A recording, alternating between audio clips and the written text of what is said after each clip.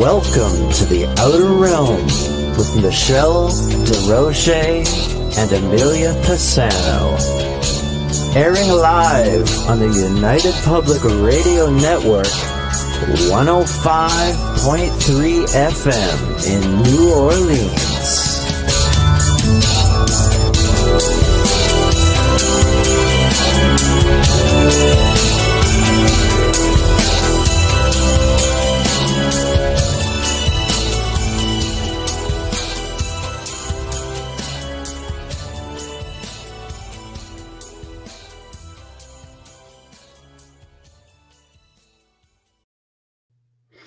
Good evening, everyone. Happy New Year. Welcome to the very first show of The Outer Realm for January 1st, 2025.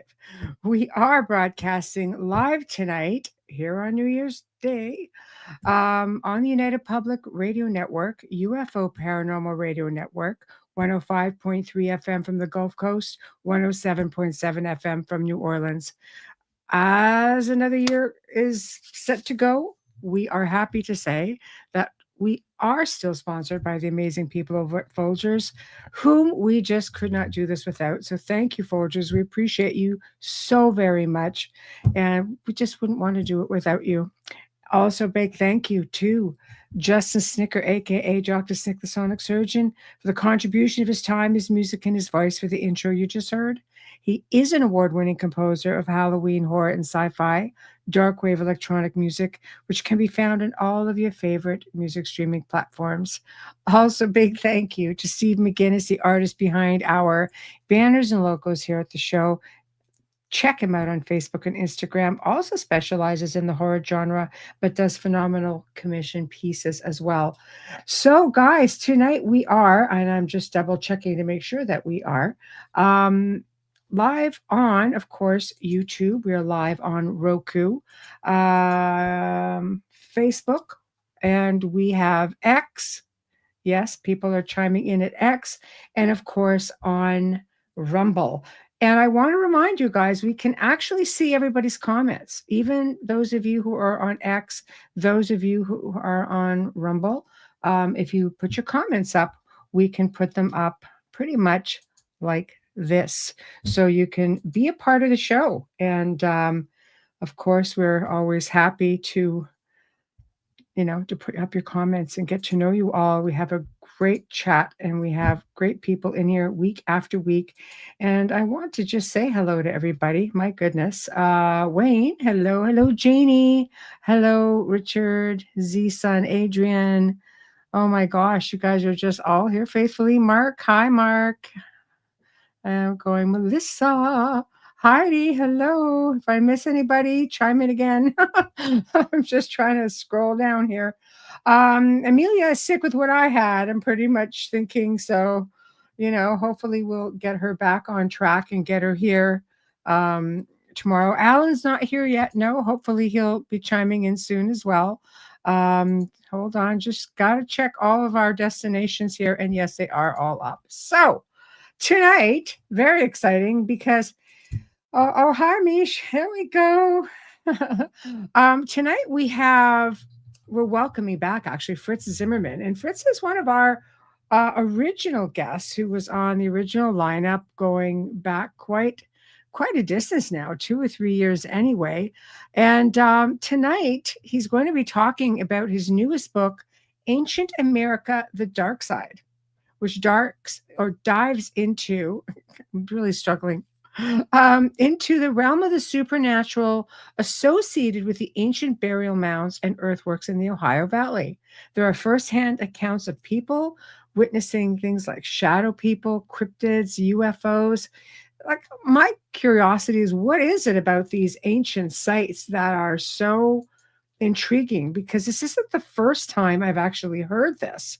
I have, researched some of this in the past, and I'm hoping, with 30 years in the field, that Fritz will be able to, give us some insight on that, because it's quite fascinating. So we're just going to wait for him to come in. He's been researching the Ohio mounds. If you go in and find the archives, he gets into great detail about that. But we have so many new people and we have grown so much, since the early days. We're going to get him to recap some of that for you guys tonight and tell you all about the mounds and what he's found. And then we're going to get into this incredible book of his. So, um, oh gosh, okay, people are really chiming in. God, this is great. So again, guys, feel free to comment. Remember, though, we're on 8 different locations all at the same time. So it's like a super highway coming down to one lane. And of course, we want our guests to have as much time to talk. I can flash your comments up.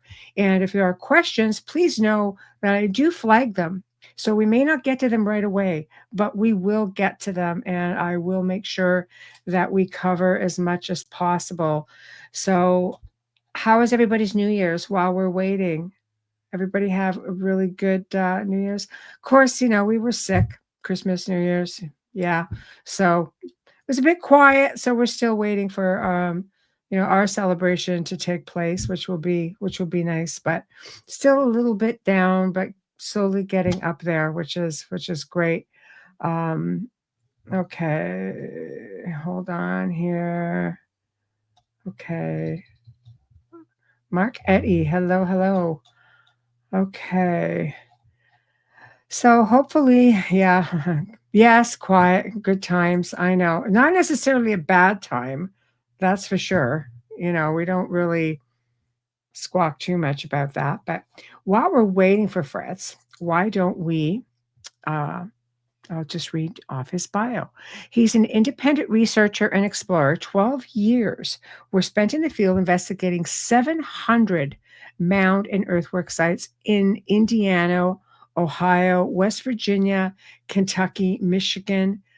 I never had any idea how many mounds there actually were here in the United States, but there are all kinds of them. And he was been compiling the most extensive photographic records of mounds and earthworks in print.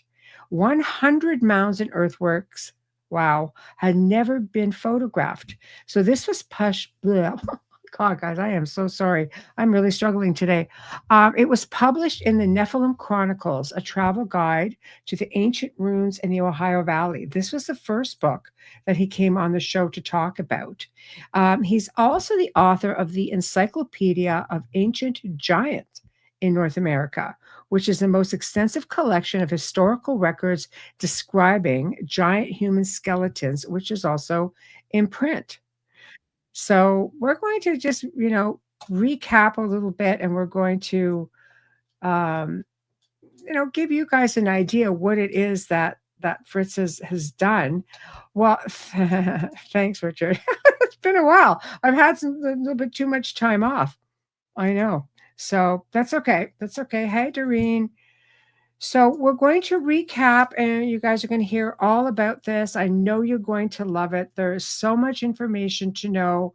Again, when Fritz first came on, I had no idea just how many mounds there were in the United States. And I'm sure he's only touching on some of them. And I know there's a lot of really exciting discoveries being made on this side of the world. And I think we forget that, our history here is pretty exciting as well.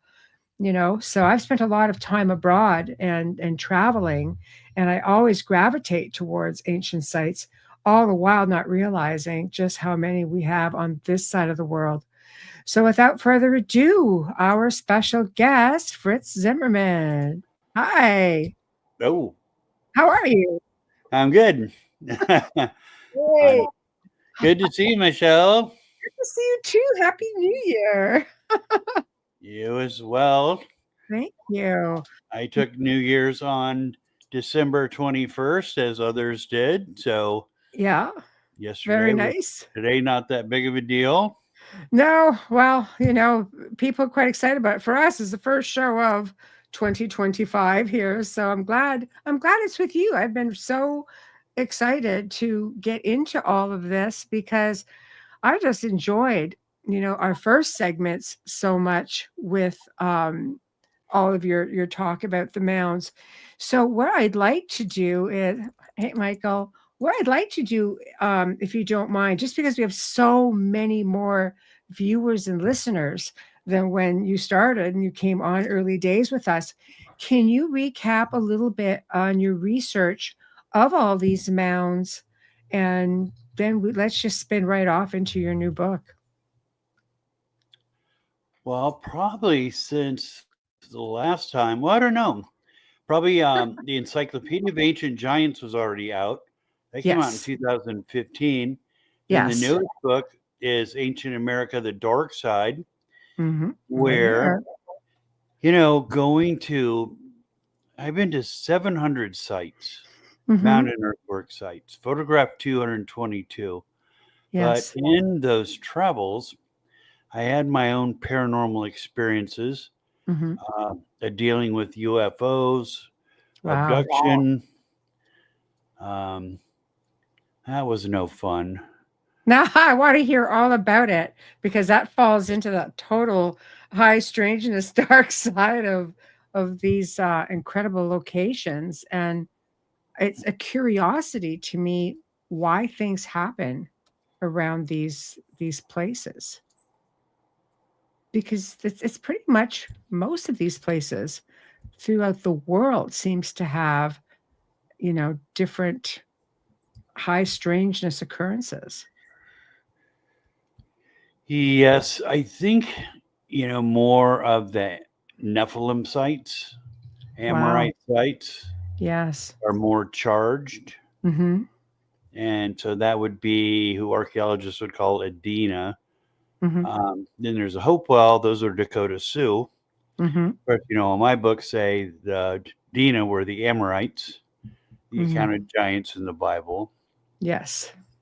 And Yes. so, um, yeah, more so with them, where you're really going to find probably more odds of paranormal activity. Mm-hmm.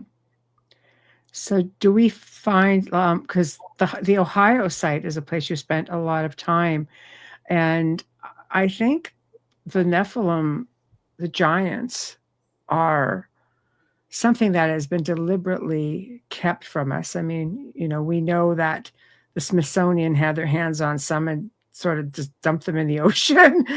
So I would think that's a big red flag right there.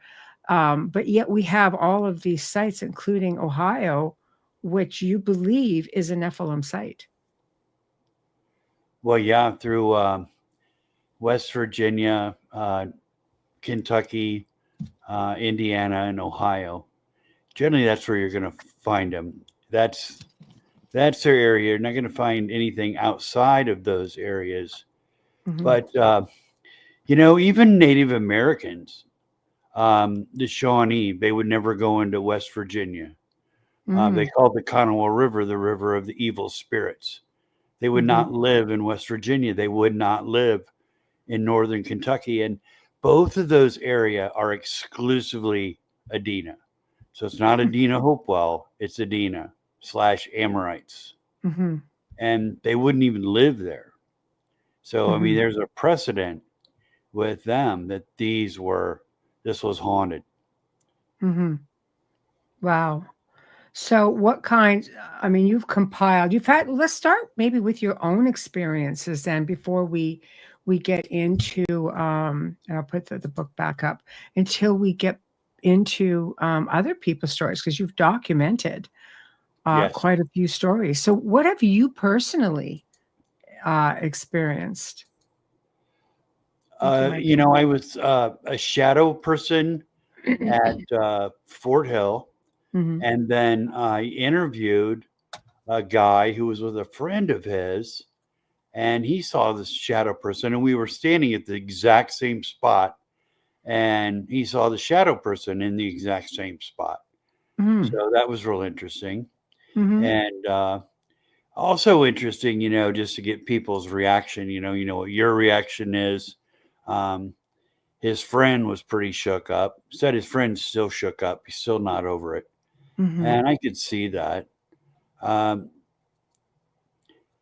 I don't know. It's not like kind of like what you see in ghost hunter shows where you just immediately want to run or anything. I Mhm. think you're so busy trying to rationalize what Mhm. you've seen. Mhm. So, that disembodied voice, a demon had spent the day with me afterwards.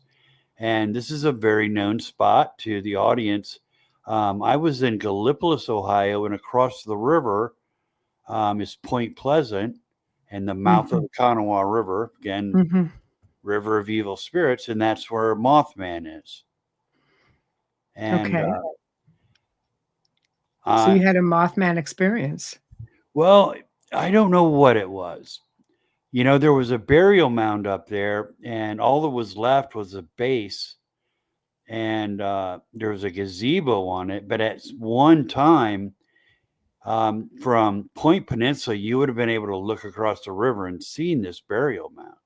Mhm. And there was a voice that said, "Nice evening, isn't it?" In this kind of a high pitched voice. Wow. And I stood back. It's like, well, I was up there by myself. It's like, I turned around and it's like, well, there's nobody up here. Mhm. And there was some difficulty leaving. The wheel in my car turned on its own. I had to drive Mm. around twice. And then I followed the Kanawha because I was going to Charleston to do photograph sites the next day. And of course, in Charleston are two hinges aligned to the summer and winter solstice. Both of those are 666 feet in circumference. Mhm. And I drove, and I must have looked in my mirror 100 times. I swear there was something in my back seat. Oof. Mm. Got to my hotel room. It was a warm day. The season ends for mound building right around the 1st of April, but it was a warm day. It was probably 70 degrees. Mm. And my hotel room was 50 degrees. It was freezing. Mm. They came in, they didn't know how to fix it. There was no other room. Their only solution was to bring me blankets. Went in my car the next day. There was no oil. I mean, none. Wow. It only held 4 quarts. Wow. And I'm looking underneath it, thinking I maybe damaged the pan, something, but nowhere, nothing's dripping out of it. Then the car started having trouble. And it was just a kind of a day in hell. Mhm. And like 24 hours, afterwards, that was getting towards evening. And by the next night, it all stopped. The car wasn't giving me trouble any day. I filled up with gas, didn't burn any oil. So whatever was going on with oil was done. Felt Mhm. a relief, and that car made it home. And I was ready to abandon the car. I was at a point, it wasn't that great of a car anyway. So I'm going to get this as far north as I can. Mhm. And I'm just going to leave the title in the glove box Mhm. and just say, take it. Just sign your Wow. name to this. And it made Wow. it. And it made it back. And Mhm. Mhm. So what do you attribute that to? I mean, what was the last encounter? Was it Mothman, or was it some sort of a spirit that followed you back, or something, demonic entity? yeah, demonic. Wow. Something demonic. I mean, it wasn't just a ghost. Yes. It was something. It was something more than that. Now, Mhm. see, it didn't attack me. It attacked everything around me. Yes. It was with me in the room, and that's why that was cold. Mhm. Doing something, whatever, with the car. Mhm. It was there, but it really didn't attack me. Just attacked Mhm. everything around me. Mhm. And then 24 hours, almost exactly, it was over. Mhm. To my relief, because I was ready for the worst. But Mhm. so Yeah. and we know there's demons there because of Mothman, Mhm. who I believe is the demon Pazuzu.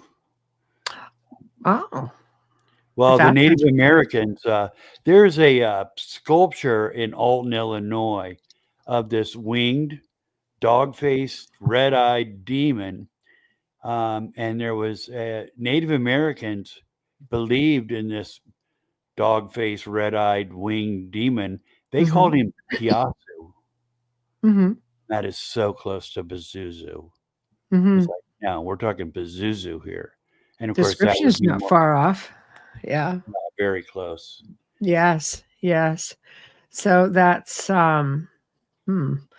get something like that following you around, you're definitely going to have some trouble. And now, did you pick that? Which mound did you pick that up from? Well, I mean, it doesn't have a name. It was just in a cemetery on the other side of the river, from the Ohio River, on the other side from Point Peninsula, or Point Mm-hmm. Pleasant, not Point Peninsula, Point Pleasant, West Virginia. Mm-hmm. Yes. Yes. So yeah, Alan says so. Pazuzu came from the Middle East to the Americas. Interesting. A lot of things came over into the Americas, for sure. Okay. So let's continue on. Let's talk about you've had other cryptid encounters, shadow people. You've had an abduction. Where did that happen, and what was that like for you? Well, the good thing is you don't remember most of it. But Yeah. I was at a burial mound site in Wisconsin. I was at a conference and I was speaking. Mm. Stan Friedman, Mr. Mhm. UFO, he was there. Yes. Yes. And Stan, God bless his soul, but Stan was a real curmudgeon. I get a kick out of him. Yes. Just Stan sitting there complaining all day. But uh, but during the day, there was burial mounds, and they wanted to take a group out, and I took them out because they thought there was burial mounds on this peninsula, and I went out and it's like, yeah, these are burial mounds, so validated that. And then the woman that we had the conference had this vortex tour, and it was Mm. in the same woods. Hmm. All right. So anyway, I ended up going out there. Stan, of course, he didn't go. It was Wisconsin, Halloween. It was really cold. And so I went out there, and there was a guy there from the Milwaukee Herald Dispatch, something like that. Mhm. But we got to the end of this little peninsula. It was surrounded by kind of a bog. So it must have been an ancient lake at one time.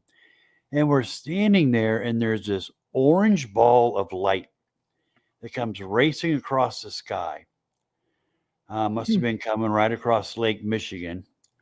And it stops directly above us. And it's not like a star, it's more like plasma. It's like orange and red. And it stays for about 20 seconds, and then it slowly starts to disappear until just poof, it's gone. Hmm. And all these people that are there chanting and welcoming the UFO and all this stuff. And another one comes across, does the exact same thing, comes across, racing across the sky, stops right above us, and then slowly disappears, and then poof, it's gone. And all you see is just the blackness of the sky. No ambient life, where we're at. So just a black sky.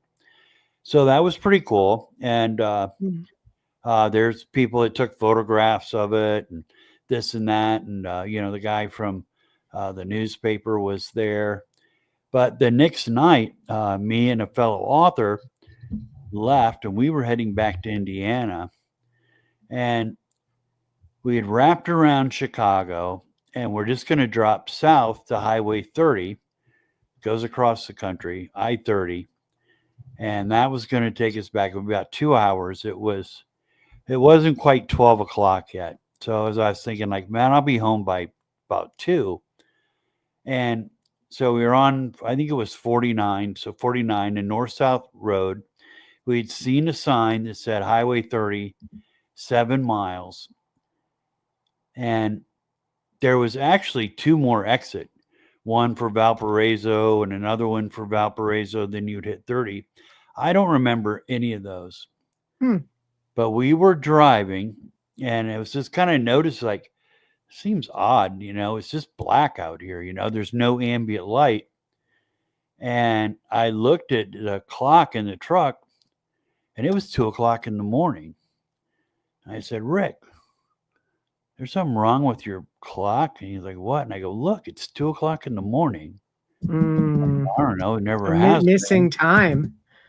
Yeah. So we checked our phones. I said, yeah. I said, it's 2 a.m. And so we started driving past this big coal plant, drove another 5 or 6 miles. We hit State Road 114. I knew where that was. It's like, well, there's no way we hit 114 before we hit 30. Somehow we're south. So we turned around, went back, and both of us just can't figure this out. So drove back another 12, 13 miles, and we hit 30. And what was even stranger is that the Porter County Airport is right there. So, in airport, you just see that sea of lights, blue lights, red lights, whatever. Like, Rick, do you remember this? No, we didn't pass this. Rick, do you remember this? No, no way we passed this. Like, I don't know. There's no way. So we had jumped about 12 miles and 2 hours had passed. And there's just no explanation for that. There's no way we could have driven it because, there's no way the car would have stayed on for that. How much time do you think you lost? Well, according to the clock's about 2. I don't think it was quite 12. And then it was right at 2 a.m. So I don't know, 2 hours and 20 minutes, something like that. That's crazy. Yes. We had lost. And just absolutely. And the guy that I'm with is kind of an Air Force, no BS kind of guy. And he was, he was really upset. It really upset him because there was just no rational explanation. There's no way you could say, well, maybe this happened. Like, no, that couldn't have happened. So he was upset. I was upset. It was like, I don't know, but anyway, that was it. So what happened in those 2 hours? So that's the $1 million question right there. Have you had any experiences before that or any after that you're aware of? Because once they're aware of you, a lot of contactees or abductees claim that this happens afterwards also. Not with everybody, though. No, but it's always been something that I've thought of. And now for my next project, I'm working with a medium. Yes. And I know they're, like a little late for them as well. And it's like, oh man, it's like, I can deal with the demons, but UFOs, I said UFOs, that's what really scares me. I'm an experiencer. I've had ET experiences and many UFO sightings throughout my life from childhood into adulthood. It's definitely an acquired taste. Yeah, it can be pretty intrusive, but I find at least, talking to different people and even for myself that there is a big amount of respect. Like when I'm like, okay, no, then things just seem to stop. So I think maybe it depends on, which race that you're dealing with. So you have no recollection. Like, do you have any recollection of the craft or anything? No. Wow, crazy. No, Yeah. we just went. My last recollection is Highway 37 miles. Right. I remember that, and then nothing after that. No lights in the next thing I sky, knew- nothing, eh? The next thing I know, we're 12 miles south. We're south of 30, but about 12, 13 miles south of where we were, and 2 hours or a little over 2 hours had passed by. No, someone had mentioned to me on another podcast of regressive hypnosis, something like that. Right. I don't know. At first I said no to that. Yeah, it's Now I think careful what you wish for, yeah, right? like, yeah, maybe I do want to know. It's more to the fact, like, I don't really want to know. But once you know, you can't really necessarily undo it. Like I thought about that as well because I have, like gaps in my memory and stuff. And it's like, do I really want to know, or do I just take what I'm allowed to remember and be happy with that? Yes. I don't know. That's Like for kind of what me. I was at first, but now I'm thinking, well, maybe I Yeah. do want to know. Yeah. But what if it's something that you're not comfortable with and you can't undo that? Oh, well, you're not going to be comfortable with it. Well, it depends on what the experience is. Some people have experiences. They're taken on board crafts and shown around and shown technology and look at the stars. And other people, yeah, not so great. So I guess it depends what category you fall in, but it's a chance I guess you're taking. Some people Well, have incredible experiences. when I was a little kid, my grandfather was a telegrapher on the Monon Railroad down in southern Indiana, where the limestone mines are. And the Hmm. guys picked me up and they let me ride in the engine, let me blow the whistle in the train. And I went back and had lunch with the guys back in the caboose. But I don't think it's going to be like that. No, Do you think maybe the not. aliens let me blow the whistle? And I had Well, maybe lunch with maybe them they in the let you caboose. drive. Maybe they let you drive the ship. Maybe that's why you're Yeah, 12 miles out. yeah, Well, you never yeah. know. Maybe we're just hanging out, having a good time. Some people Probably not, do, though. though. That's the thing. Some people do. Like I don't know. I've had some pretty interesting experiences, even while I'm awake. Um, but you don't know like everything, right? In the sleep hours and things like that. So yeah, I'd be on the fence with that too if I were you. It's really a like a tug of war internally as to which way you want to go. I think if you're meant to remember it, you just do. Maybe it's fear that keeps us from remembering, Yeah, I being mean, there could be, uncomfortable, you know. that would be, I think your brain shuts down if you're just traumatized like that. But certainly Mhm. when we came to, it's like, I mean, imagine just closing your eyes for like 1 second Mhm. and then you open them back up and you're in a different spot Mhm. because the truck was just going down the road. So it Yeah. wasn't like we were on the side of the road and like, how did we get here? Mhm. We were just going. Mhm. Only difference was 13 miles from where we were to where we were, and over 2 hours had gone by.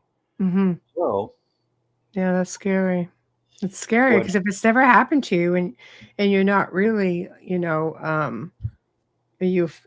ufologist or into deep into the studies where you have this great understanding, it makes it tough. I've turned this into a journey for myself of just learning more about it. So I became more at ease, I think, with things. Um, so very, very interesting. Um, Mark says that he and his friend lost approximately 30 minutes. This is in the UK. A lot of crazy stuff in the UK. Years ago in his car, well-known spot. Try to forget about it because it scares me. Yeah, for sure. For sure. Richard, missing time would be cool. I don't know. I kind of like to have accountability. I want to know where all my time is. I'm kind of funny like that. But Yeah.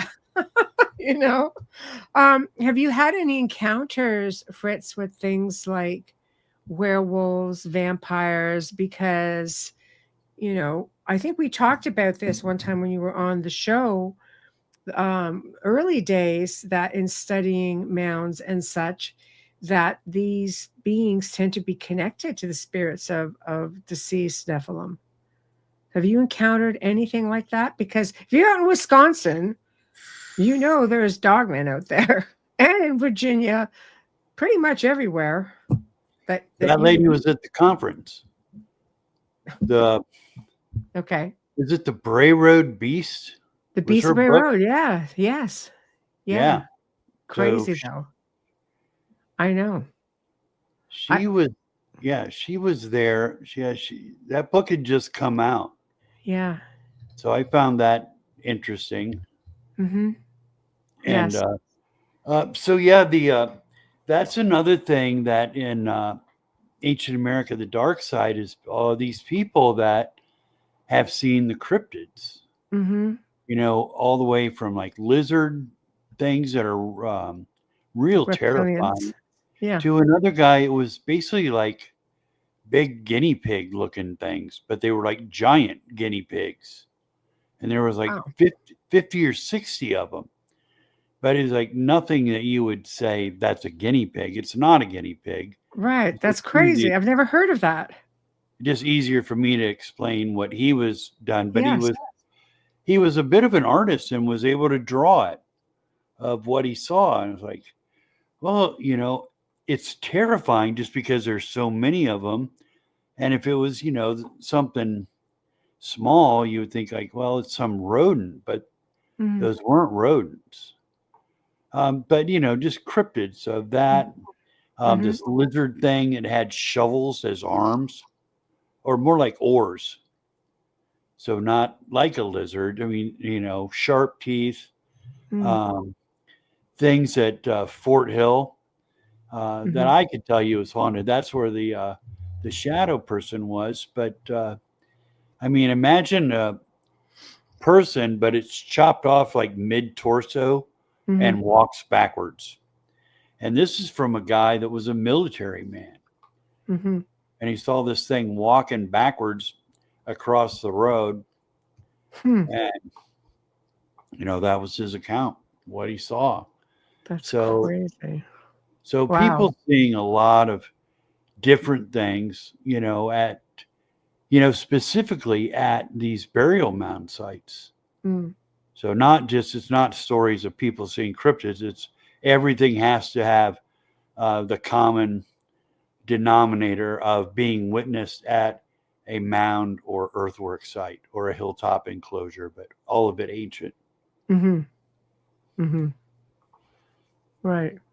But Nephilim sites specifically, like giants. Yes. All of them being Nephilim sites. I have to ask because there is a belief that there have been giants that have still been seen in modern times. Have you found any indication or possibility that anything like that can still exist on this side of the world? Mm, 'Cause, I mean, they had one in Afghanistan, like just recent years, right? In the last decade, where the military took one down. I know that's pretty far away from here, but it makes you wonder, if there are still some kicking around. Could that be what we mistake as Bigfoot, for example? well, Bigfoot is a ghost. In the book of Enoch, Mhm. the fairies, he talks about the fairies, and the Mhm. fairies had aligned themselves with Lucifer or Satan, and God had banished them to hell. And for some reason, about afterwards, he changed his mind and he said, your spirit will roam the earth. Your spirits will roam the earth, and you'll take on wherever you land. So whether it be a water spirits, wood spirits, these different kind of spirits that we associate with different types of topography. But so he did the same thing that they say in the book of Enoch, where it talks about the giants. God says, your spirits shall roam the earth. You will be earthbound. And so that's where we get the word Rephium, which Rephium is in reference to spirits, but it's the spirits of the giants. So I believe that And I have 2 mound sites at Mound State Park and another one in Wabash County where these fairies have been witnessed at these mound sites. Anything associated with a mound with a ditch is what they like. And that goes back over into Ireland where they're associated with the Tuatha. But anything that has a ditch on it is where you're going to find fairies. Like a moat, like that goes all the way around. Yes. Got In it. both cases, like at Mound State Park, you Yes. have the hinge. So it has a deep ditch going around it. And then one in Wabash County is the same thing. It's kind of a subterranean enclosure, but they like that low area. And they also inhabit the burial mounds. So in Ireland, the dwelling place of the fairies is also the burial mounds. So we have them associated with demons, and we have them associated with burial mound sites. So that would be my guess. And I'm not an expert on Bigfoot. All I know is that if it was corporal, there would have been some hillbilly that would have shot one by now. And there are rumors that there are. I mean, in fact, if you go into some states like California, for example, if you kill one, you would be charged for murder, the same way as you would as if you murdered or shot and killed a human being. So there must be something to it, because there have been witnesses. Even I say when Mount St. Helens is blue, that was a perfect example. And there was something recent as well where it happened, but there were military helicopters taking them out from Mount St. Helens. They were taking them out of the area, and people saw these things suspended on a helicopter. And there's photos of it and a lot of witnesses. So it's a curiosity. Well, you know, a ghost can be corporal, and you can be somebody sitting at a table that you would think is just, somebody sitting there. Of course. And you look back and that thing is gone. And, Bigfoot could be the same way. I mean, it can take on a human appearance and form and then disappear whenever it wants to. Absolutely. And you can get into a lot of quantum stuff with that as well. I mean, portals and things like that, because along some of these cryptid sightings, not just Bigfoot, but cryptids in general, there have been sightings of orbs, different colored orbs, which I find interesting because they have a lot of sightings of orbs and just different types of light anomalies around the mounds as well. Have you ever witnessed anything like that? Not too much, but I've had my experiences, but you have to keep in mind too that when you're writing a travel guide and you're just going, you're getting photographs. Yes. I'm out of the car, I get a photograph, get a couple photographs, I'm in the car, I'm going to the next site. Now, it just happened that, like at Fort Hill, that for some reason, because it's a long hike up there, that I was just relaxing for a little bit, and I was there for 15 minutes. And in that 15 minutes, I see a shadow person. But generally, no, I'm just not there long enough. But now, with this new thing I'm doing with Ancient Paranormal, now we're going there fully equipped with every conceivable paranormal hunting gear that I can get my hands on. Yes. So now we're going there, and I'm taking a medium with me to see what she can find. So now it's a total different game, because I'm convinced that they're there, and no one has ever investigated these sites. There's been no paranormal team that's ever investigated ancient sites. And not Native American sites, we're talking, Nephilim sites. So it's the first. So that's Ancient Paranormal. And I've been twice, and then this weekend going back for the third time to Newark, Ohio. And so I think we'll have a video done then, and then probably just a video about every week, Mm-hmm. and about 25 sites Mm-hmm. to go to. So, Mm-hmm. the first week, my gosh, just figuring out how all this stuff works. I mean, it's all pretty easy, but still. I've spent 20 years in the field. So yeah, there's lots of equipment out there you need to familiarize yourself with. Yeah, most of it's pretty easy, but you have so much of it. Yes. Oh, should we do this? Should we do that? Yes. And then we're like, oh, I don't even think we ever turned that thing on, Yes. And we're like, all right, so first week was bird dogging, second week trying to figure out everything works. And then, I'm doing camera, and it's been 30 years since I worked as a director. Mm-hmm. So, I got to hone those skills back again. Mm-hmm. And so then we're going back this week and like, okay, I think we got our ducks in a row a little bit more. Right. And go from there. So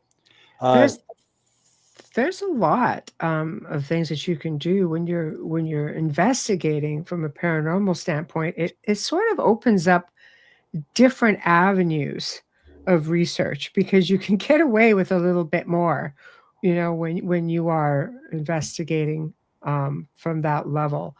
Like I used to have fun, believe it or not, with a Polaroid camera, because you can't fudge it, and it would pick up on things, and you can't fudge it. The negative is right there in the picture, so you can't fudge that. And I mean, thankfully they still have them, so you could play around with that. But even doing like one of my favorite things when it comes to paranormal research is trying to do ITC and just deal with communication and visualizations of that sort. ITC being basically just dealing like with voice recordings, or some people will do things. They'll use like ghost box type things, just trying to catch those disembodied sounds. And then other people will do things with scrying, or like there's just really old, even ancient methods of trying to connect up with some of these things. I mean, I have traveled ancient sites all over the world and had incredible experiences. Most of the time I'm not looking. It just happens, and you're not really in the field. I've got a voice recorder that translates 180 languages. Beautiful. See, if these are Amorites, like I think the evidence, definitively proves, they were Semitic. They should be speaking Hebrew. So I'm asking questions in Hebrew. Mm-hmm. And hopefully I'm going to get a Hebrew response as well. Mm-hmm. That is why I didn't get a ovulus. Yeah, those are. I've had them. I've done a lot of television. Therefore, they expect you to have all the gadgets, but they're also, if I'm not mistaken, they also have sort of like a built-in GPS, so it can kind of pick up on different locations where you're at and give you words based on the area that you're in. Exactly. And I think they also have, I was watching a show. It was on Amazon, and they had an ovulus, and it was surprising that it was repeating some of their dialogue from before. Like it's in the memory. I said, it's got a memory in there. It's got a voice recorder, and it's picking up on that, because it was repeating. It's like, well, that just seems awfully suspicious right there. Well, but then I generally see that word doesn't match, word doesn't match, word doesn't match, word doesn't match, word doesn't match. Oh man, it just said rake. You were just in the garage and looking at a rake. Like, oh yeah, that's a ghost, all right. Well, it's just so hard to try to make that connection. You have to separate yourself from, looking for something because you want it so desperately. And they do. And it's television, and they have to. It's like, well, we got to do something here, and it's like, this isn't this isn't connecting. It's always such a stretch. And then my thought was, it's like, well, if these people spoke Hebrew, Mm-hmm.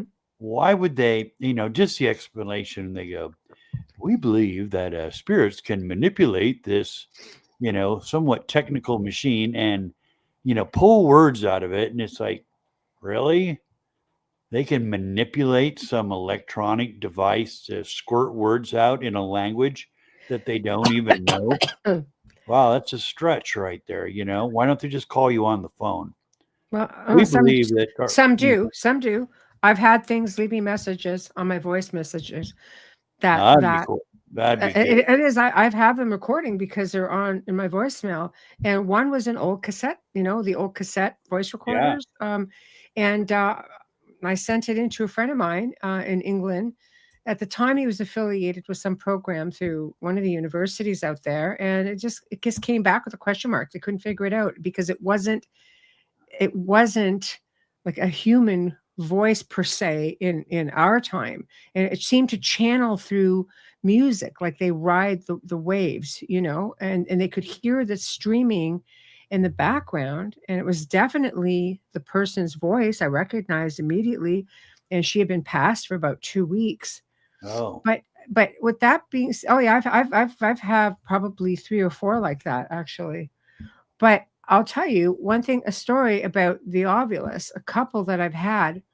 I had a friend using it at a location I was at, and it started asking questions about, it was naming his children, which it couldn't have known. There's just absolutely no way, because he hadn't been at this house very long. The kids weren't there, and they were adult boys. And they had asked, and they said, where is, it said the one name of the son. He goes, oh, that's my son. And yeah, he's not here tonight. And he goes, where? And he goes, oh, well, he's with his mother. And it goes, why? Like, didn't understand, because it was a Victorian spirit. Like, why aren't you together? Because, well, we're not together. We're apart. And then he went, I'm sorry. Like, it was very, very strange, and mentioned then the other son's name. So again, these aren't like unless they are in the space at the time, and it's somehow this device is picking up on words and holding on to them, as opposed to just being part of the dictionary. Like, there have been at least 2 or 3 times that I can pretty much say that what came out of there, because it was my job to test things. People want to know, does this stuff work? Yes, no, that sort of thing. It doesn't work, don't waste your money. It's questionable, that sort of thing. And it was very fascinating, because this one location ended up being in the home that I lived in. And no, not this one, Ellen. This was our other house. So definitely not. And it was fascinating, because the spirit of that home, which was a lovely lady who was not stuck, just visiting because it was her house, very, very sympathetic. They would tell us during renovations where to find the doors. There's a hidden door here. And we would take down that wall, and there it was. It was a hidden door. Hidden, just things that were just changed around. So I think you have to be logical, but I think that every now and then you can actually get something that is more, is anything definitive in the field? Probably not. But it was pretty interesting to see that I really didn't have another explanation for it. And after 2 decades in the field, I've come across demons and mimics and all kinds of different dimensional beings. So I thought it was very fascinating. So, I don't know. Well, I was at one site, and I was shooting with L.A. Marzulli and with the Newark Paranormal. We're at Geller Hill, where I'm going back to Friday. And they picked something up on the SLS, and they got witch, and then they got demon, then they got evil, and it was just pop, pop, pop. And like, all right, all of those are associated, And LA was like, well, all right, all these are going to come in a group like that because that's what it wants you to believe, right? You gotta watch And I, them. and I was kind of the same way. It's like, all right, 3 words, they're all associated. I could see those, being programmed to come out like that. Mm-hmm. But then he went and he was in the woods. LA's a minister. Yes. So he was out there and he was rebuking these demons Yes. out of these woods. And then the next thing that came up was holy. And then that was like, oh, all right. Mm-hmm.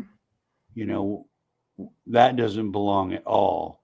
Mm-hmm. Those others, within the context of what he did. So, I found that was interesting. Absolutely. More the exception, though, because Mhm. I do watch paranormal shows, and it's just like, Mhm. they do it. Tried to make that word association on the 7th, 8th word that comes out that's way off. Mhm. I just think by, I could go into a dictionary and just open up pages, and eventually I'll get one, Mhm. and it'll be associative of what you're doing. Mhm. So I'm not going to say that it can't be a good tool, Mhm. but then too, I find in a lot of paranormal shows, it's like, if you're not open, the Mhm. spirits are not going to appear to you. And there's a lot of people on paranormal shows that are not open. Mhm. So you'll watch it and be like, that group, right? That guy, that nothing ever happens to him because he's not open. Opposed to Mhm. somebody that's open and everything will happen to them. Mhm. Now Yes. I'm open Mhm. because I've been seeing ghosts since I was 8 years old. Mhm. There wasn't no paranormal equipment back in those days. No. I can hear And, you there. and Mhm. no, it's not something you wanted to see anyway. Yes. Still isn't really. But now I have a Reiki master and a medium with me because Yes. I know that's going to increase the chances Mhm. because she's a light to them and I'm a light to them. So it's like, Mhm. well, we're going to Mhm. have a really good opportunity here, Mhm. to see that. Now, another thing we have is an SLS. Yes. Yeah, we've got one. I've got one. I think I've used it once. I retired from investigating a long time ago, so I hear people have very interesting experiences with them. Well, it's kind of because it's kind of silly actually because we just got this thing and it was during the day Right. when the sun was out and I stopped and it's like, what am I doing here? It's like, this thing it's sunshine. This thing isn't going to work. Mhm. There's no way for it to work really, not in the sunshine. And Yes. then we were just out. We got back to a site around dark. Again, that's last week we're figuring stuff out, and it's like, yeah, SLS. This is a nighttime thing, Mhm. and we did pick up a little something before we left the site, and so that was good. But Jennifer had said, she thought there was some spirit in her room, so I took that thing down. Oh my gosh, there was something crawling on her ceiling. And then Wow. there was a sofa in her room and something manifested there. Mhm. And it started out kind of small, but then got as tall as the ceiling. And then it spread out on the ceiling. Mhm. Huge. Like, Yes. wow, that was something. And just fiddling around with it, uh, I noticed that if I pointed it, there's kind of a headboard attached to the wall, but it's rectangular. Mhm. And something would manifest on that because it was trying to matrix that thing and be like, Mhm. okay, that's false. Mhm. That's nothing right there. I Mhm. can shoot at that all day and that figure will come up. Mhm. Mhm. Now, the ceiling, there's nothing for it to matrix on and want to form Mhm. a figure. So, Right. yeah, the thing was just on the ceiling and moving around.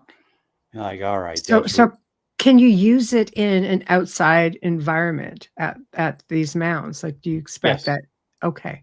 We can now. I was at 2 sites now. It was summertime, and there was a canopy in these woods, Mhm. so there was plenty of shade. Yes. Where, of course, now there's not. Of course, well, you know how it is up north. Sunny Yes. days are few and far between. Mhm. But I don't think in the sun, no. I think you could in the summer if you had a good canopy of trees. Mhm. That would be enough for those beams to ricochet off. But Mhm. we are just going to basically use it, well, right around 5, right around dusk. So Mhm. we're going to do nighttime. We're going Mhm. to do nighttime with that to give it the best opportunity Mhm. to get actual results. But, uh, And are you hoping to get like some kind of validation as to who are in the mounds? Like, do you think the spirits who reside there will communicate with you, maybe give you some insight into their lives or what they were all I, about? Or is there something specific you're looking for? well, that's why I have the voice recorder Mhm. um, that will translate languages. Right. So we have that, and then I don't know. I'm just starting. Mhm. So what is going to come through? Now, our first week of bird dogging, we stopped at a place, and there was a stone cairn, Mm. and with the voice recorder had not come yet, so she just used her phone. And it's Mhm. interesting because there's the audio bars Mhm. on her iPhone. So Yes. she said something, and I'm looking at that, and I'm seeing those audio bars move, and I'm not saying anything, and there's nothing around us, and we're way in them. Mhm. There's nobody within a mile of us. And then she pulls that back, and it was something five syllables, like higher, 2 lines Mhm. lower. Mhm. I said, well, that modulates. That's 5 separate tones. Mhm. 3 higher, 2 lower. Sounds like a Mhm. sentence, Mhm. opposed to a rustling leaf, which there was not. Mhm. But just dismiss. What could that possibly be? Mhm. Like anything in nature is going to be one note. If it's a leaf blowing, it's this. It's going to be Mhm. one note. This was 5 notes, and Mhm. that's when I thought, all right, we need something different. I researched, and I thought, wow, you can get these recorders that will translate languages. Uh, Mhm. so, but we still have not done that. That's got our next site on the list after we get out of Newark. Um, Mhm. and going to, in my research of places, I said, this place is so haunted. I would go Mhm. to different places and just know it's like, wow, this place is haunted. Mhm. If I was ever going to take somebody, going to say, look, you want to find ghosts? All right, we're going to go here. Mhm. Um, Now, the one site that weekend that L.A. Marzulli was shooting his In Search of the Nephilim, or On the Trail of the Nephilim series, Mhm. that was during the day, and on the outside of this once stone wall, it picked up 2 figures on the SLS in the woods, and that was Wow. during the day. But see, that Yes. was a real heavy canopy, and it was real Mhm. shaded in the Mhm. trees, and it Yes, so you picked up could see 2 of it. those things. Yes. So that was some validation for me. Mhm. Okay, I think there's really something here, and this needs to be investigated. So that's on our list. Boy, Mhm. what's nice is I don't know, the one day is a high of 20. I mean, most days like high of 25, and that's going to happen for about a minute at 2:30 in the afternoon. The Right. rest of the day is going to be 15 to 18 degrees. Yes. Um, Yes. so But that's not a bad temperature to be out.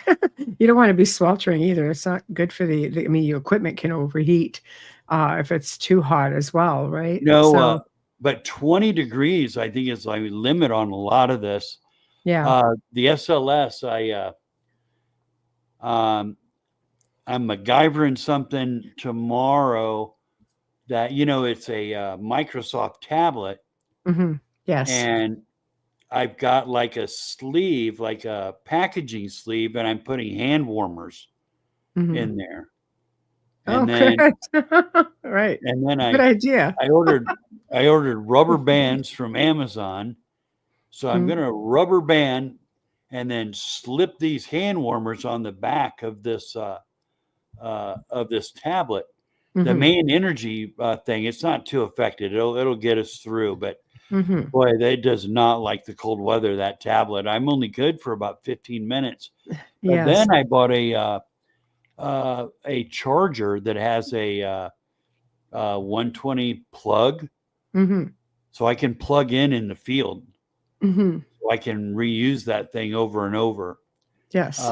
So yeah, just in the 2 weeks that 1 week that we've done it, just immediately like, all right.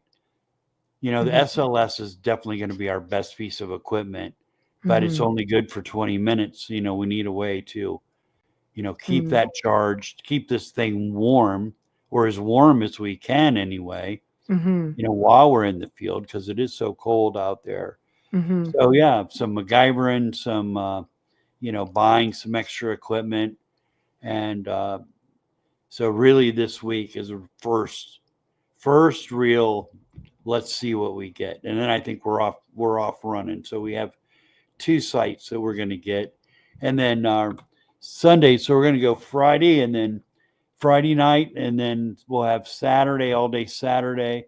And then she has to get home. She lives in southern Indiana. Right. And I live in northern Indiana.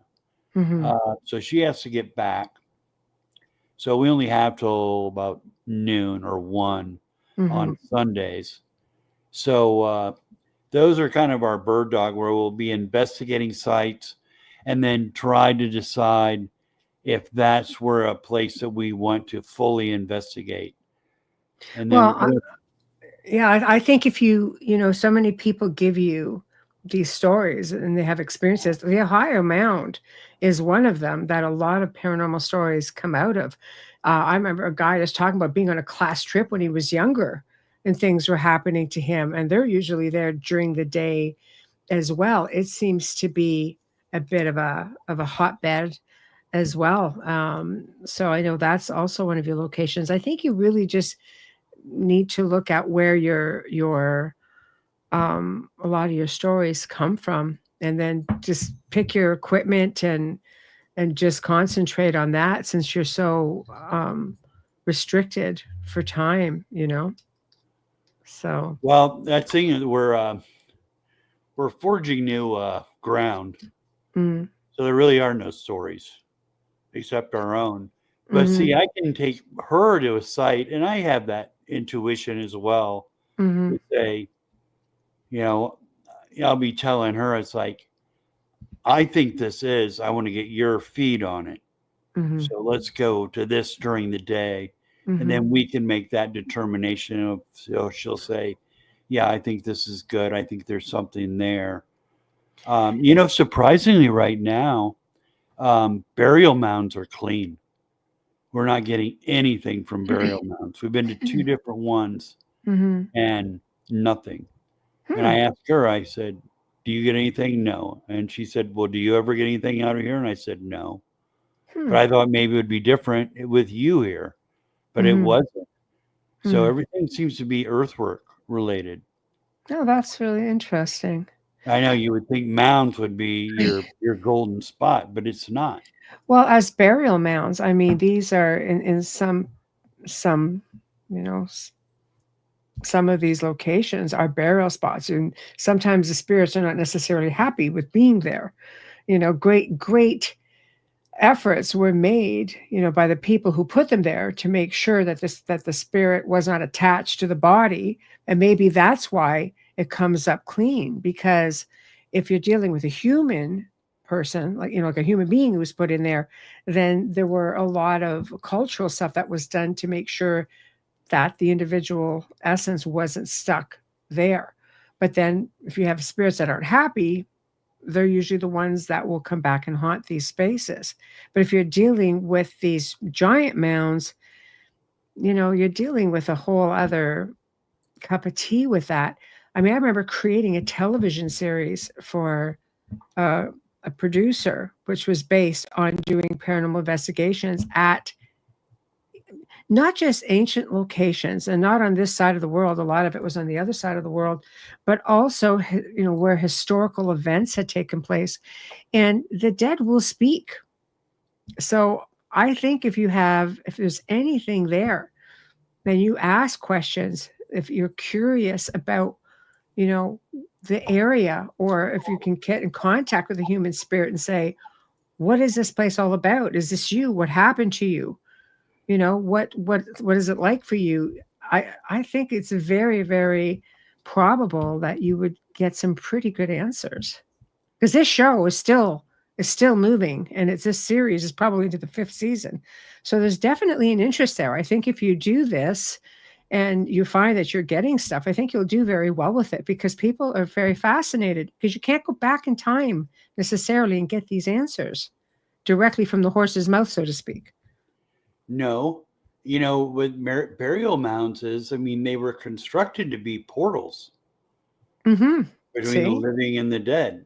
Okay. They believed in ancestral worship. They went to the mounds and prayed to their ancestors. We also know from the book of Enoch, in the context of giants, that their spirits will be earthbound. So you would think that would just be everything being crazy at those. And you don't know what's coming through, right? Well, right now we haven't had anything. And still in that development stage is that we got to go at night. Yes. You got to go when the sun sets. And that's kind of where we're at right now. It's like, well, we haven't had any luck at 2 different mounds during the day. So plan B, it's like, let's just go at night. Let's see if we get there, because certainly we're not going to dismiss every mound. No. And 2 does not, really make an opinion of anything. No. Except to say, let's change our approach on this a little bit. And let's try this, after dusk. Well, my gosh, it gets dark at 5 right now. So, but maybe it's something that you have to go to more than once. I mean, it's like if you're going to a haunted house. Like, I know with our haunted house, the spirits, they were pretty welcoming. But it doesn't mean that if people would come to research or film at the house, it doesn't mean they get something right away. No. I've investigated places where I'd have to go back 2 or 3 times, and they would just had to get used to me, and then they would open up and start communicating. But if it's something that doesn't want to be bothered, for instance, they're not going to just come out and entertain you. Sometimes they have to get used to you. And then it'd be like, okay, it's safe to communicate with you. You're not here disrupting anything. It's building trust. Yes, and that's part of our 2-prong attack. We go during the day, try to get a feel for it. Maybe that's our introduction, then coming back in the evening.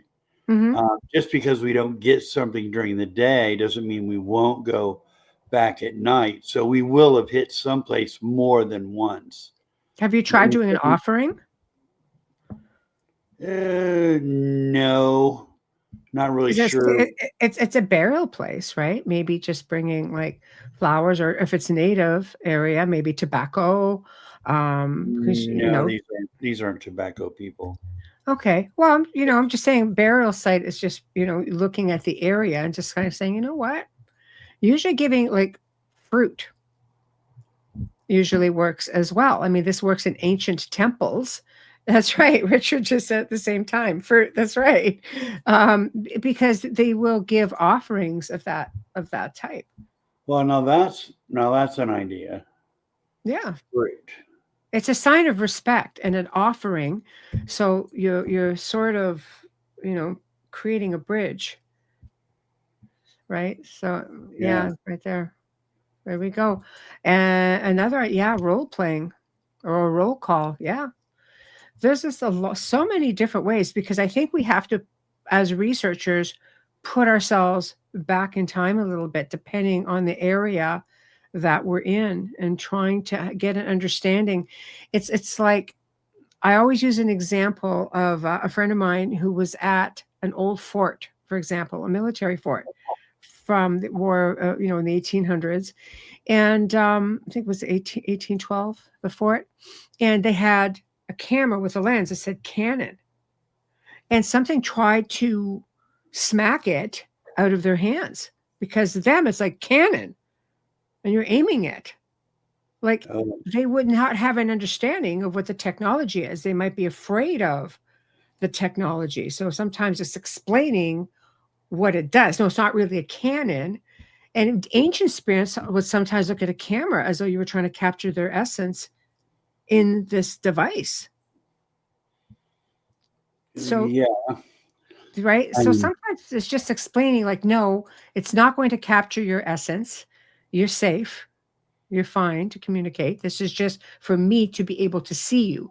Like, sometimes it's explaining things so there's an understanding, because spirits from way back when are not going to have an understanding of the technology necessarily that you are, presenting to them. They might be scared of it. True. I wonder if dried fruit would work. Yeah, why not? I'm already carrying enough stuff, let alone a bag of apples. Sure. No. But all it might take is just an apple, a cup of oranges. Like, it may not have to be very much. It's just, you're just laying it down and saying, I'm offering this to you, and creating this friendship, right? I do like that. I always thought the tobacco thing was crap. So, well, that's good for, I mean, it works for Native American. Shaman will use it even for Native American, spirits, or elementals. Elementals also like dried fruit. Oh, elementals. Well, that's something I didn't even think about running into, but I imagine we're going to see at some point, we're going to see it all. Yes. But yeah, elementals. Yeah, they're scary little beings. So they can be, but that's why, again, a peace offering, they're very protective of the trees and the earth. So I think introducing yourself and putting forth your intention as to, look, we just want to communicate to get to know you better and understand you. Yeah. Then you may get, because you're coming in with all this equipment and it's like, what the heck is all of this?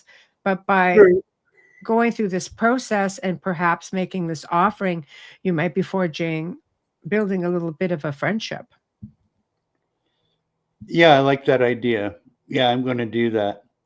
I think I'll just get dried fruit, because it does look like fruit. It is fruit, but it'll be easier. It'll be easier to carry around. Mm-hmm. I'm gonna do that. I don't think we'll have that. I don't think we'll have it for this weekend, but I'll definitely get that through Amazon.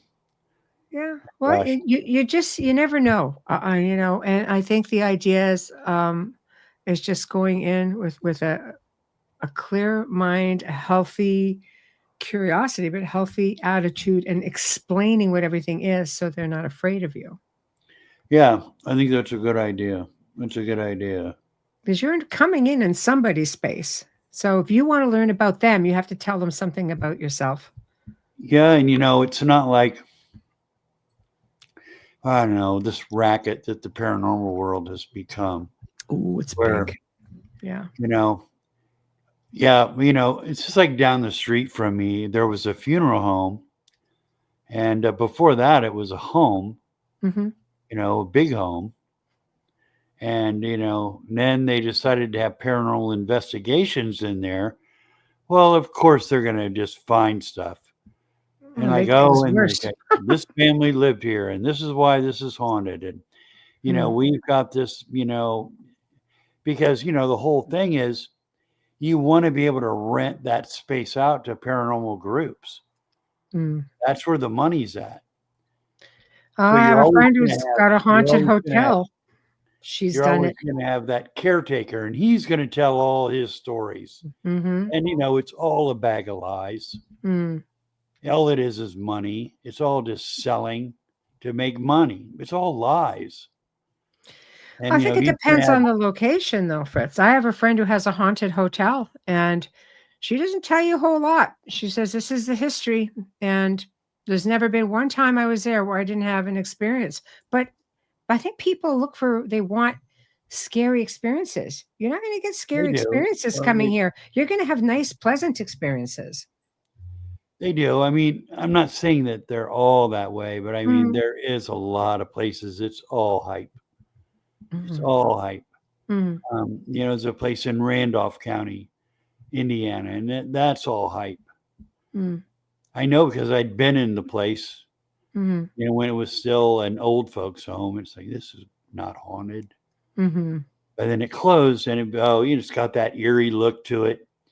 And, you know, all of a sudden, you know, you're starting to see it on television. I think there's just a shortage of places to investigate. You go into the ancient world. I've spent time in Europe, but I can't tell you how many experiences I had just from walking around because there's just so much more there. Oh The my cult, gosh.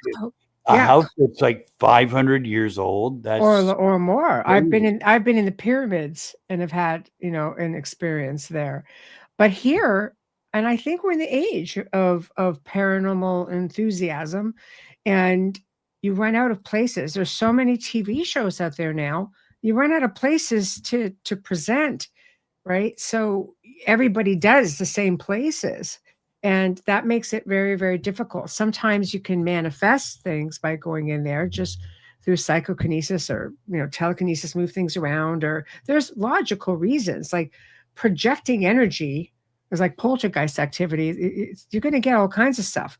Other times people go in there and just start trying to communicate with things and bringing things in because they're demanding things and I mean, some things actually happen, and I agree with Heidi. Intentions are huge. You go in there, you just do not know. Sometimes they make places worse. We've had people investigate. We had a haunted manor house, and people come and investigate. And one time, it was so aggressive that the spirits literally wouldn't communicate with us in the house for over a week. The whole house went deathly, and I mean oxymoron, but deathly quiet. It took a Really. while for them to bounce back because it was such a disrespectful investigation. It was like the last one we allowed. That Well, was it. look at the Conjuring House No, and all the shenanigans that yeah, yeah. they've done with Mm, Toe Tapper and Alphabet Girl. mm. And if that wasn't, Yeah, I haven't really followed it along, but I just know that there ended up being a lot of issues with the owner in the end. Um, you know, I think one thing I've learned from being on television is that you have to follow a narrative, and I would answer questions, all the logical ones, but the only one they wanted was the potential, and that's the only one, the potential that did not get left on the cutting room floor. Like it's just they create it and they follow the narrative because that's what creates ratings. So that doesn't help because unless you are the producer and director of that production and you are the network, you don't have any creative control at all. And that doesn't no. help.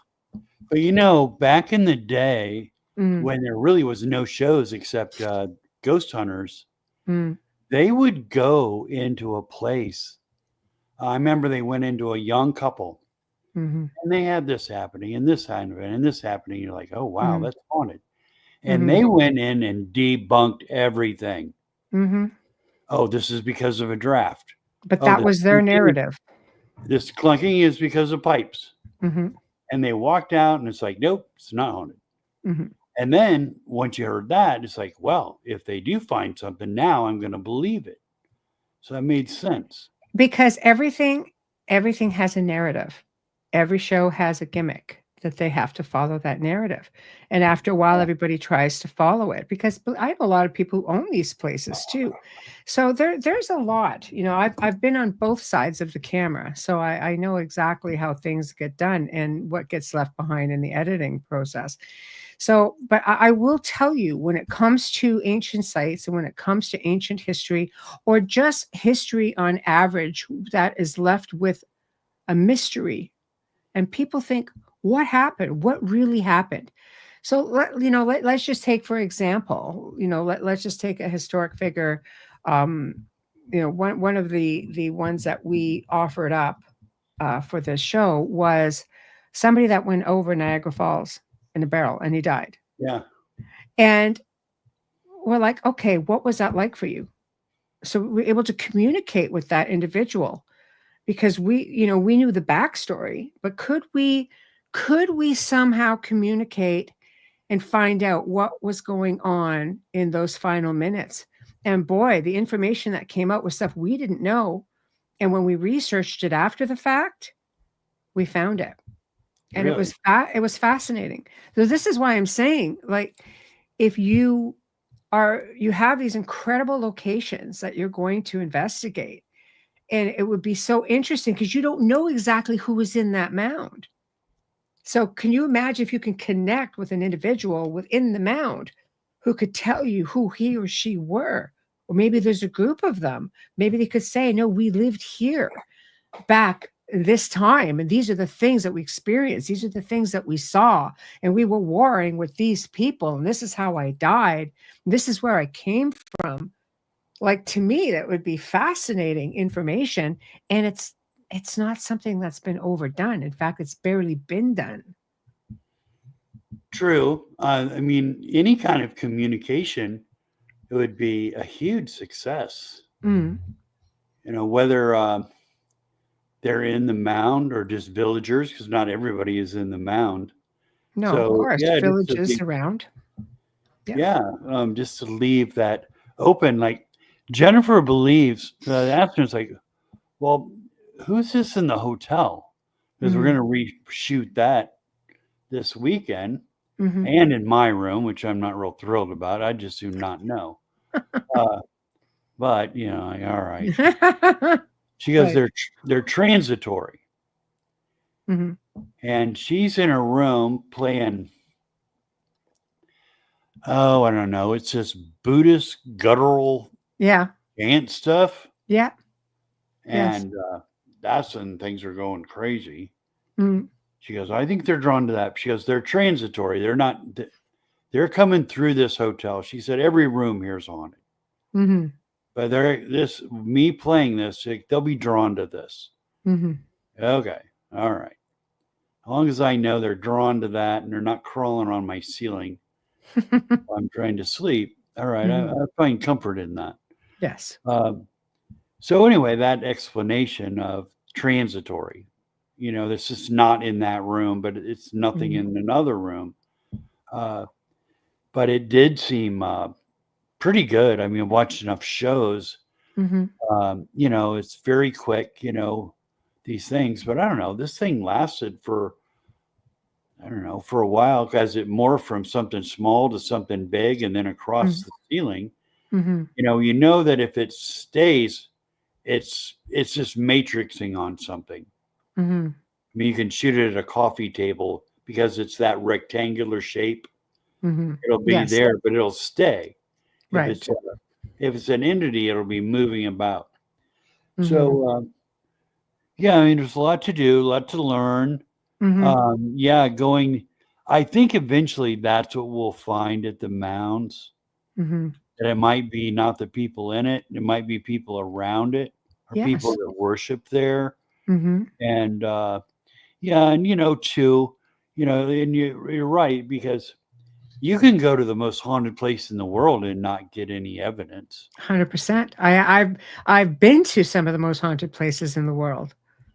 Boy, that's gotta make a producer with how many thousands of dollars on the line. They have these paranormal investigators and they get nothing. It's true. They're saying, break out the ovulus. Yeah, I know. But you have to remember something as well. When you're looking at, because I have filmed, and you could be filming for like 2 days. All you're going to get is 1 hour show. By the time you take out the commercials, you might get 40 minutes, and you're getting the best parts of that. You could be sitting on that mound for 5 hours and nothing happened. Or you might get there, and if you just time it right, it may happen very easily.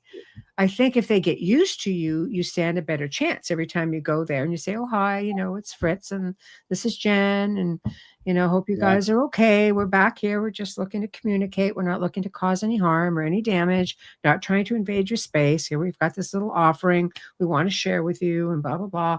And over time, I think if you're going to have anything coming around, they'll become more comfortable with you because you're going to become a part of their space. And as you have to prove yourself as well, they're not a circus act. They're not just there to perform, Yeah, and that's true. a lot of people don't realize that. They go in there and, "I demand you to show yourself and do this and do this." I'm sorry, who are you? It doesn't Oh, work that now way. It doesn't work that way. Amy Allen with the Dead Files, who I believe is legit. Mm.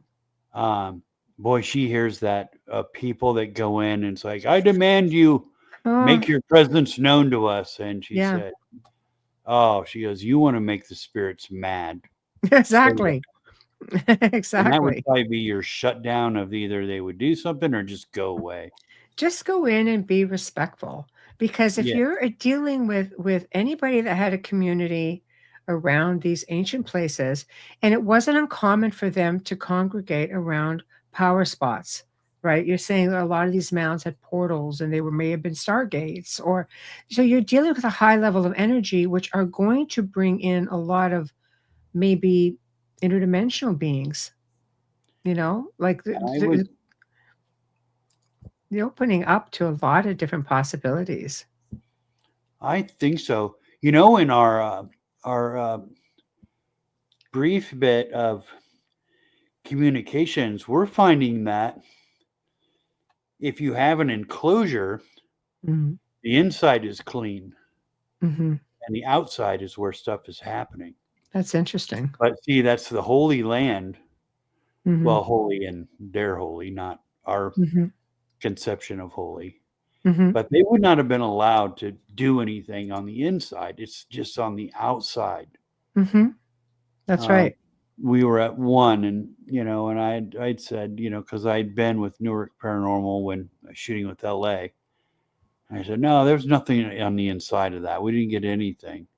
And then Mhm. we'd gone back and nothing on the inside. But then once we got on the outside, stuff started to happen. Mhm. Like, oh, yeah. I said, that's consecrated ground in there. They're not allowed in there. No. So it's going to happen out here. Mhm. So, So just so a maybe you little, need to so maybe if you're jumping into an area where they're looking at you going, you're not supposed to be in here." I think trying to follow the protocol to start might be a good way to do it.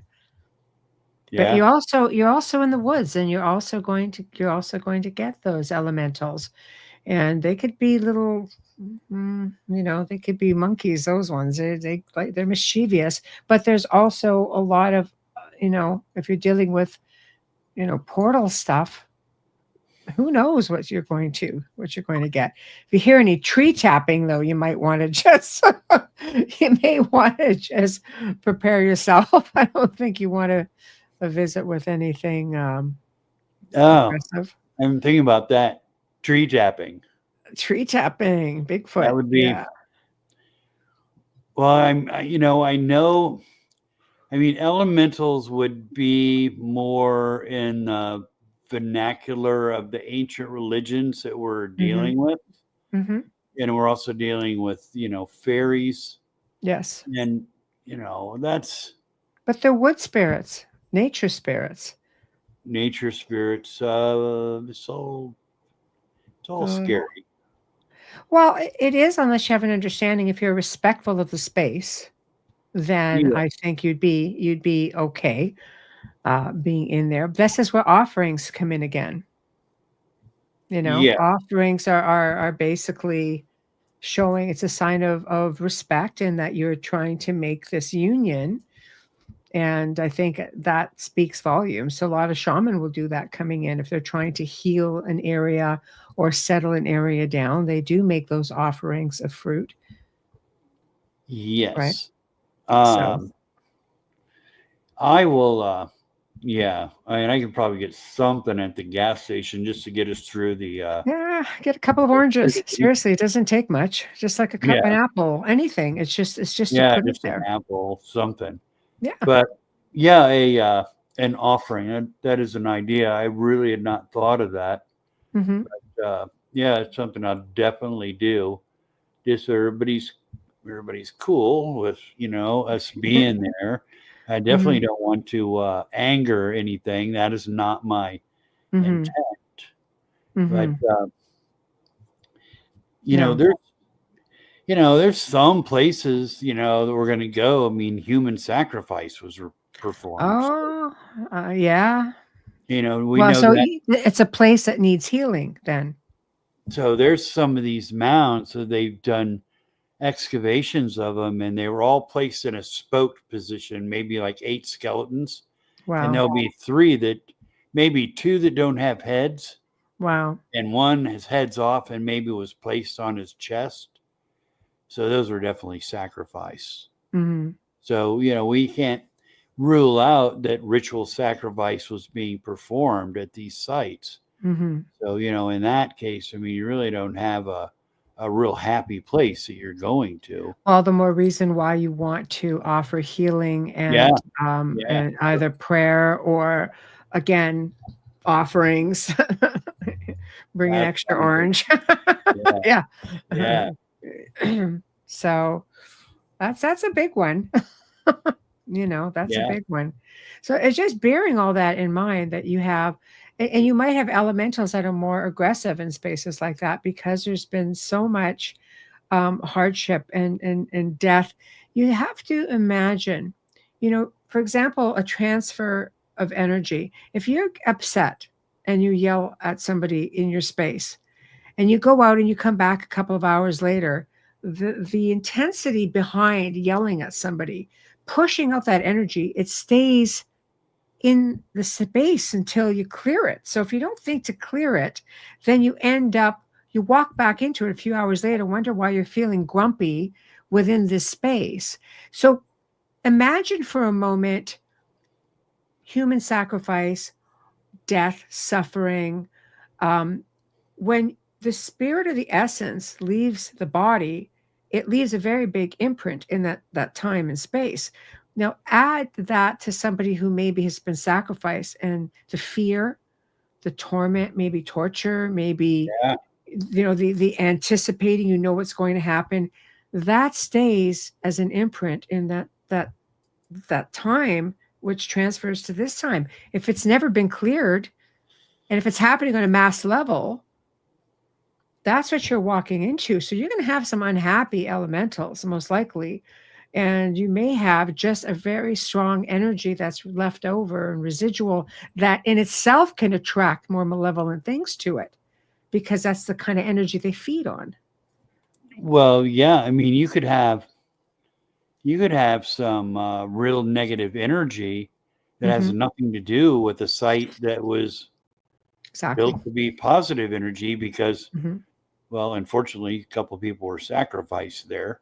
That's all it takes. Yeah. And then you have that. So are those people still stuck there? Maybe those are people you can try to communicate with, and they will tell you exactly, what they went through, and try to see if they want to move on. Yes. Because a lot of these sacrifices are meant to not just physically give the body, but to trap the essence as well. Well, they're binding their spirits. Exactly. Especially when you remove the head. That's to bind the spirit. In you going back into the jungles where they would shrink heads, that was the exact belief, that by shrinking the head that they could trap the spirit of the individual inside that head. Yes. So it's the same idea, right?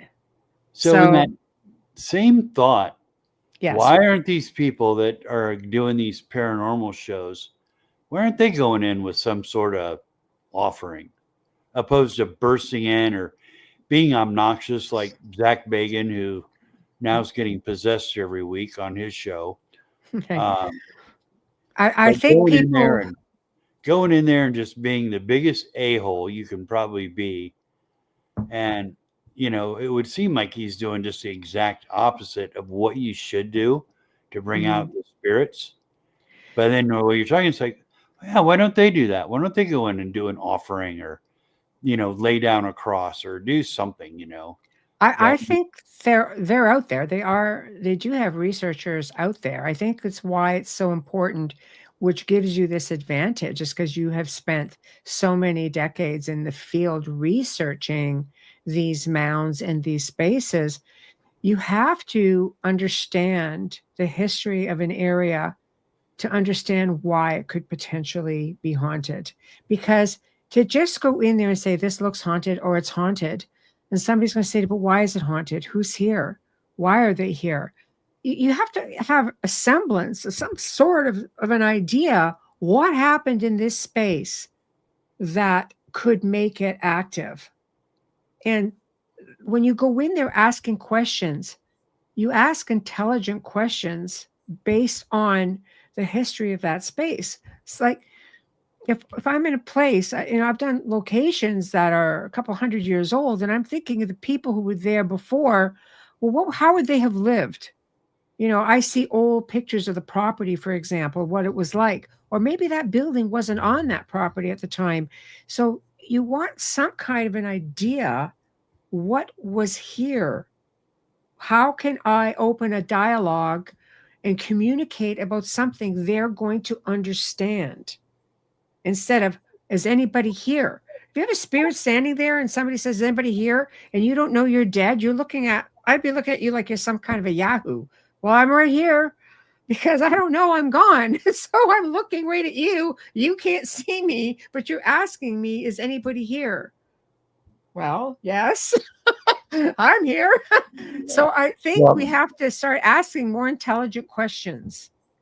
I just watched, I'm just getting over a little 24-hour bug, which laid me up for a day. And I just laying there like, all right, I'll watch some paranormal shows. But it was a paranormal show. It was on Netflix. They only had 4 episodes. Yeah. They had a dude that was in and out, but they said, no, this dude owns the building of the notoriously haunted, and it was this place. But never did they say why was this place haunted? Mm-hmm. What was it? What were they doing there to be haunted? Mm-hmm. And it was just like, well, it's this haunted place. But it's like, well, why is it haunted? And they'd be in the building, and it looked like, well, that looks kind of like a nice break room. So it's like, all right, it had some sort of, I don't know, maybe a hospital, but I don't know. It looked relatively nice, But that's the point I'm trying to make, is that you have to understand why is it the haunted? History. Yes. So why are you there investigating it if you don't know why it's haunted, or if you don't know the history of it? But which leads me to a question for you, Heidi. Do you think with those mounds, guardians may have been placed there to protect the sacred place? Good question, Heidi or Adrian. Great question. Yeah. Maybe that's who you'll be talking to, Fritz. Well, now, yes, I would agree with that. Sometimes there's burials within an enclosure, and that would be correct. Because you always got to think in an enclosure, is this to keep something out or is it to keep something in? I would say it's to keep something in. Oh, okay. That's fascinating. So then the mound within the enclosure, yes, but generally, like a place like Fort Hill, there is no mounds around that. But there are other hilltop enclosures. There's burial mounds within. And so then that would be yes. So I guess my overall answer would be yes. So then maybe that's somebody that you'll end up communicating with, or maybe that's somebody that could also be someone who's blocking your communication. Well, Jen is telling me that she's getting a lot from where we're going Okay. this weekend. Okay. And we were supposed to go 2 weeks ago. We didn't Mm-hmm. because there was a single male that was walking back to this place. And she goes, I'm nervous. She goes, I really have a bad feeling about this site, about what we're going to find up there. And I'm like, all right. And she goes, and we're sitting there, and I go, oh, so that's the guy that's going to kill us. Mm. And she's Right. like, oh. Right. She goes, I'm nervous about going to this place anyway. And now we got this guy. He's going back there. You have to get permission to go up there. Mm-hmm. But I mean, you have to do that in advance. But anybody could go, Mm-hmm. Yeah. So now I've got cop mace. It shoots like 20 feet. Yes. I could stun a tweaker or whatever. Right. So that was Right. one like, nah, we'll just go back. Mm. If there's any kind of hesitation, and I felt that. I said, well, he's probably all right, but you never know, Mm. Well, I can always try. It's like you say, if the whole area may have had, villages around it or homes, or if it was a sacred site, it may just be beyond the mound itself. You might be able to find a nice quiet spot, even at a distance from the mound itself. They're not bound just by one little space. Well, I interviewed this woman who didn't live very far. I mean, probably a mile and a half from where we were. And she was talking about the shadow man that would walk through the yard. Mm-hmm. It always sounded like he was walking in gravel.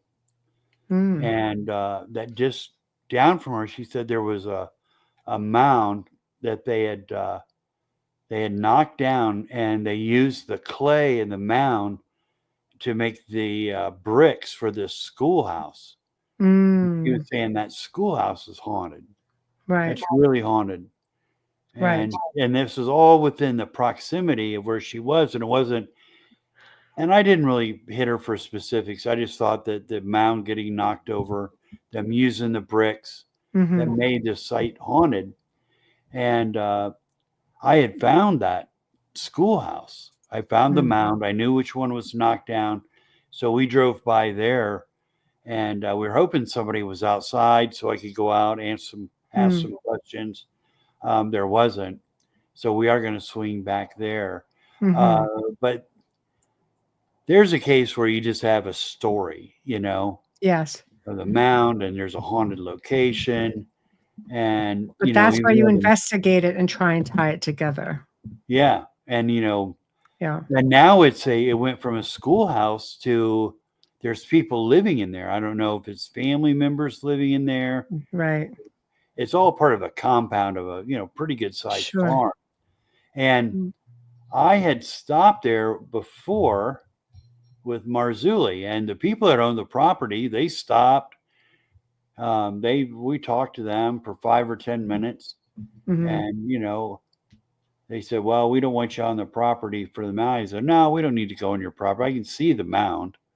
It was maybe about 50, 60 yards off the road. It's like, no, we can see the mound. We don't need to walk up to the mound. But anyway, they're real friendly people. So I was hoping that they were out there. So, I mean, that's a case where you don't really have to be at the mound. It's not going to be within 5 feet of the mound where something's happening. It just needs to be in that proximity. Right. Of course, where we were going, I mean, yeah, we want to be on site. Yes. Because there's things there that we wanted to do, but I didn't think about just having that protection, have some mace on you, which you should if you go into any public, I don't know, whether it's a jogger or, it's a pretty isolated area, right? So you want any isolated area. You never know. For sure. We had one of the first sites we had gone to, we were on a trail and there was some guy. I mean, he was probably fine, but where she lives in Indiana, those 2 girls that were married or murdered they were young girls. I think they were like junior high girls. Mm, And it was some older guy murdered them. And they were just walking on a trail. Some guy ends up murdering them. And mm, it's like, you really do need that. No, not carry a gun, but at least have mm, mace. I mean, you need mm, that if you're walking down a busy street. You never know when somebody's going to grab you. mm. So it was It's, like, all right, everything's just yeah. a learning curve at this point. Mm, Um, but we didn't go there. But yeah, there is some periphery stuff that's really cool. And then sometimes you just have really good stories, like mm, the mound and the mm, bricks. And now this is haunted. And wow, wouldn't it be great to talk to those people just to mm-hmm. see if what's going on here? Well, that's Um, all part of an investigation, is talking to people who've had the experiences and trying to validate that. yeah, yeah, it is. That's pretty much what it is. So we're pretty much at the top of the hour. Uh, So tell everybody how to find you. This was really delightful. I'm going to put your book yeah. up again. The link, the Amazon link to purchase your book, is in the show description, so people can find it there. To go to Amazon, unless there's a place you'd rather they come to for it. No, just go to Amazon. That's good for everybody. You'll get it fast. Hmm. And yeah, I mean, we've talked about this a little bit, but certainly there's a lot more in the book about what people have experienced at the ancient sites. I also go into the complex mathematics, and probably my greatest discovery in my 30 years of investigating mounds is that the Newark earthworks, the largest henge in North America, is aligned to the May 1st Beltane sunrise. Hmm. And I have photographs of that. And I also went back on October 31st, the solar opposite. And you actually can see that even better Hmm. when you can stand outside of the earthwork, and the sun will set on October 31st Hmm. on the gateway. Oh, that's fantastic. So you have two other shows with us in the archives, which talks about a lot of these mounds, and you touch on some of this. And I'm glad that we were able to touch on some of the book. And I guess now the next step of your journey is validating some of these sightings that you talk about in the book, which we did address some of that here as well, Yes. and your experiences. So thank you so much for joining me for the very first show of 2025. It was awesome. And I'm glad Yeah. that you're going to dig your heels in and try to see if you can get some more answers from the ether, so to speak. Yes. Yes. Oh, I love it. I love Yeah. it. Little So bit of little bit of trepidation in doing this, yes, yeah, but I think you'll do okay. You know, very intriguing. So I yeah, appreciate your insight yes, on thank this. you. So that's some Okay. that I'm definitely going to take to heart and be like, oh yeah, we need to do this. Uh, Um, 2 decades in the field, you definitely learn a thing or two. But yeah. I love, like I said, I created a show on histories, mysteries, and ancient sites of sorts, more on the other side of the planet. I think this is a great opportunity for you to. Where can I see that? History's Mysteries.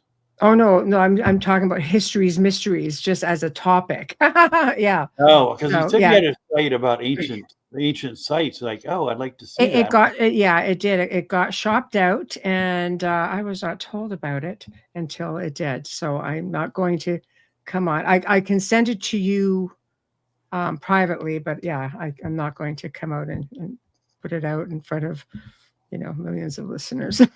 So Oh, oh, yeah, oh, but it's into its like fourth or fifth season now, so it's doing quite well. So oh, wow. All yeah, right. well, they're welcome.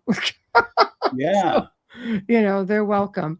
But anyway, Fritz, thank you so much. And Well, when you get yeah. some of these places investigated and you move forward with some of that, I definitely would be delighted to know more about it. Maybe we can do this again. Well, why don't you give me a shout in about 3 months? Because I will. I will. Well, I'll be on YouTube by then, so Yeah. maybe you'll run into me. Okay. But I will if seek you you ever out. have any interest in coming into the Ohio Valley and spending a weekend going to some sites, let me know. Wow, that sounds Good to have you. exciting. That Yeah. sounds exciting. Fantastic. I may just do it. Well, they're all good. I mean, everything we're lined up. We're going to go to the Serpent Mound and do the first paranormal investigation there. Hmm. And that's going to be crazy. Yeah. Well, Yeah, I'm getting so much intel from people of what they're witnessing there and there's a lot experiencing. there. Yes. Yeah, Yeah. portals, So all sorts of things. So that's one of the big ones. I think it's definitely a place you should check out. So yeah, and but you're in Ontario, right? yes. Yes. We have our own mounds out here. So Yeah, you got your own Serpent Mound there at Mhm. Rice. That's right. That's right. Yeah. Well, let's stay connected, Fritz. And Yeah. and Okay. thank you. Thank you so much for joining me tonight. Yeah. Well, All right. all right. It's great talking with you, Michelle. You too. Thank you, Okay. Fritz. All right. Good All right. night. Yeah. Bye-bye. Okay. All right. Well, guys, that definitely was an interesting show. And we actually, I know people kind of like, why did we talk about the book? We did touch on the book for sure. And I guess the next step for Fritz is to try to validate some of these stories that he's been told and collecting over the many years. So big thank you to him for joining us tonight, and big thank you to our sponsors, Folgers Coffee and Justin Snickers, Steve McGinnis. Big thank you. Tomorrow night we welcome back Todd Clements from the haunts of Mackinac Island, and he's going to do a part 2 and get into again the investigations on the island and other locations, including the ferry investigations that he has experiences, which actually came with sightings and experiences. So I'm definitely intrigued. So guys, until tomorrow night, Happy New Year, since we're still on January the 1st, and we'll see you tomorrow night. Thank you and good night.